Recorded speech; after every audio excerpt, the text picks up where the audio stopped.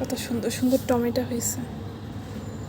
এই প্রতিটা হচ্ছে টমেটোগুলো আমার গাছের টমেটো, তো আমি হচ্ছে ছাদের উপরে টমেটো গাছগুলো লাগাইছিলাম আর দেখতাম প্রতিদিন এসে এসে যে টমেটো হচ্ছে কিনা। তো হঠাৎ করে দেখছিলাম যে টমেটোগুলো আমার হয়ে পেকে গেছে। আমি হচ্ছে অনেক দিন বাসায় ছিলাম না, শ্বশুরবাড়ি গিয়েছিলাম, শ্বশুরবাড়ি থেকে আমি আসছি, আসার পরে ছাদে দেখছি এই টমেটোগুলো। আর আমাদের ফ্ল্যাটের হচ্ছে কিছু ছোট ছোট বাচ্চা আছে, ওরা মাঝে মধ্যে আসে টমেটো দেখতে আর বলে যে তারাও হচ্ছে টমেটো নেবে। তো আমরা বলছিলাম যে আচ্ছা ঠিক আছে, টমেটো যদি পাকে তারপরে আমি তোমাদেরকে টমেটোগুলো দিয়ে দেবো। অল্প কিছু টমেটো হয়েছে আর অনেকগুলো গাছ লাগাইছিলাম, কিন্তু সবগুলো গাছই মারা গিয়েছে। শুধুমাত্র দুটো গাছ বেঁচে ছিল, দুটো গাছ থেকেই হচ্ছে খুবই অল্প পরিমাণে কিছু টমেটো হয়েছে। তো এই টমেটোগুলো হচ্ছে মাশাআল্লাহ অনেক সুন্দর হয়েছে।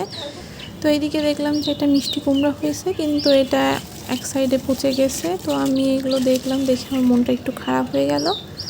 তারপর এটা হচ্ছে একটু ছিঁড়ে ফেলার চেষ্টা করতেছিলাম, কিন্তু আমি এটা হচ্ছে অনেক শক্ত ছিল, আমি কোনোভাবে এটা হচ্ছে ছিঁড়তে পারছিলাম না। আর পাতাগুলো অনেক সুন্দর হয়েছে, ভাবছিলাম যে এক সময় এগুলো তুলে নিয়ে যে আমি এগুলো বড়া বানাই খাবো। আমার গোলাপ গাছটায় অনেক সুন্দর একটা গোলাপ ফুল ফুটছে। তো আমার বোন বললো যে আপু আমি এটাকে ছেড়বো, আমি বললাম আচ্ছা ঠিক আছে তুমি এটা ছেড়ো।